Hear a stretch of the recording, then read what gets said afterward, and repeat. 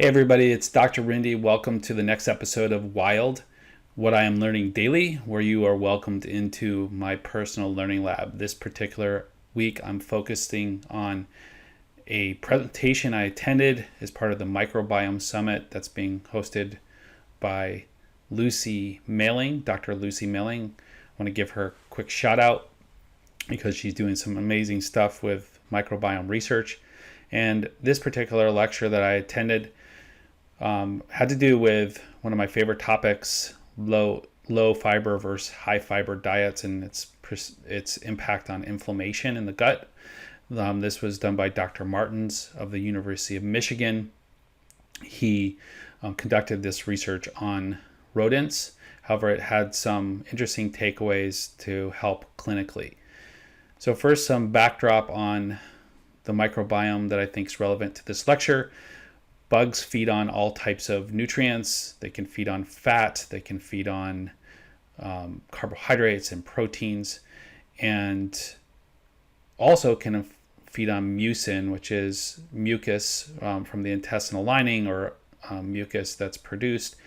So it's important to know that we have a group of microbes that are called mucinophilic. That's pretty much one of the focus of this particular lecture.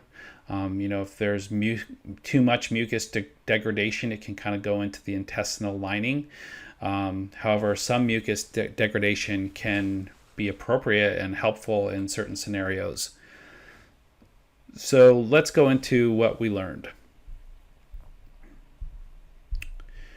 So two of the species that were discussed that are mucinophilic are Bacteroides casei and Akkermansia mucinophilia.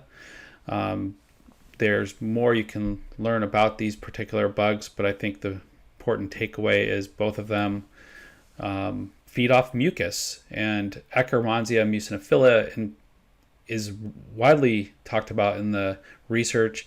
I've seen a lot more research on its benefits than versus its harm, and as its benefits to control inflammation. Also, it kind of has been shown to help with certain disorders such as allergy disorders and IBD and IBS. So it was a little surprising that that was the focus of this particular study. However, that's the thing with microbiome research, is that it can kind of teeter-totter back and forth with some of these bacteria, and to understand their benefits, risks, and the balance of these microbes in our ecosystem. So the researcher, Dr. Martens, it was kind of set up for his research by another study by Dr. Desai, who published an article in Cell in 2019. They did a low fiber diet in mice, and they looked at what would happen to the microbiome population if you held the fiber for 40 days or so. And not surprisingly, holding the fiber raised up these mucin degraders. They grew. But also, we also saw that a pathogen was elevated in this particular mice population of wild-type mice called Citrobacter rhododendron. So there was a pathogen that came along, and that was an interesting finding.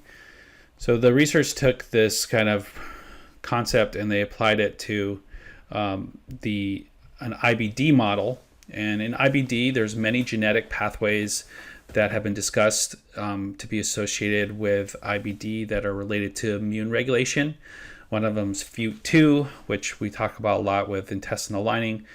The researcher, Dr. Martens, talked about one called cosmic, which is involved with intestinal barrier degradation. But one of the most common pathways that's looked at is something called interleukin 10 deficiency, which is an immune regulation pathway that seems to be associated with IBD. Let's unpack IL-10 just a little bit more. IL-10 deficiency is sort of the most common genetic model used in studying IBD. They look at IL-10 loss as being part of the IBD picture, inflammatory bowel disease, with low IL-10 production can be sort of a scenario where we would see the autoimmune flare up. So IL-10 is made by T regulatory cells. And so one thing to know about IL-10 is it dampens the T effector cells. And T effector cells are Th1 and Th2. These are T helper 1, T helper 2. These are largely associated with inflammation. So we see the classic TNF alpha, interferon gamma go up, and other cytokines that are associated with inflammation when Th1 and Th2 are active. So as you can see, if you don't have IL-10 working real well, it can really set you up for autoimmunity, where the body is sort of the immune system is attacking itself. So in this experiment, they took IL-10 mice and took IL-10 deficient mice. They knocked out IL-10 out of these mice and gave them a high fiber diet versus a fiber-free diet. In the low fiber-free diet, the mice eventually lost too much weight and became fatal. They died from weight loss, and then also the immune system went up in these mice, immune markers of neutrophils in a fiber-free diet. And the mice that got sicker on this diet had the classic cytokine profile that we see with IBD. So they had elevated IL-1 beta, IL-6, IL-17, IL-22, TNF alpha, and INF gamma. So you can see that this, without IL-10 and low fiber, that was a very kind of difficult, fatal combination to show the amount of colonic inflammation that developed in these IL-10 deficient mice. So then they moved on to a kind of interesting side study where they looked at if they were to give the IL-10 deficient mice something, what's an exclusive enteral nutrition diet. This is sometimes known as the elemental diet. It's devoid of fiber, and they wanted to see what would happen in these mice for inflammation control, because the EN diet has been shown to help with some humans with IBD and SIBO, specifically like Crohn's and also pouchitis. It's been shown to help. And so they looked at what would happen if a fiber-free diet was given to these IL-10 deficient mice in the form of the elemental diet. So what happened was interesting. One of the butyrate producing bugs actually grew, Eubacterium rectale, which is a butyrate producer, butyrates should only be produced in the presence of fiber. But it was interesting and unique that Eubacterium rectale grew in the presence of no fiber. So I'm going to come back to talking a little bit more, but I want to unpack about Eubacterium rectale. It's a member of Clostridium cluster 4. Clostridium cluster 14A. That's a really dominant group in the intestinal microbiota. It has many different species as a part of that cluster. Some of the Clostridium species, Ruminococcus navis, is also represented in that group. But as I learned about this, I saw in a particular study by that was produced in this article called Biodiversity of Intestinal Lactic Acid Bacteria in Healthy Populations in 2016 in the publication Advances in Experimental Medicine and Biology, that these particular bugs, especially it looked like Eubacterium rectale, could actually survive on protein, and that some of the Clostridium cluster 14A can actually eat protein as nutrition. So perhaps that's what was happening. I'm too new at that particular question to conclude that, but that's sort of my initial hunch. The researchers did not say that butyrate was produced. So if butyrate was produced on the EN diet, that would be really fascinating, but that was not pointed out as far as I can recall. So that's my answer to why possibly Eubacterium rectali it grew on that diet. So what happened in this study when they refeeded these mice that were IL-10 deficient with fiber?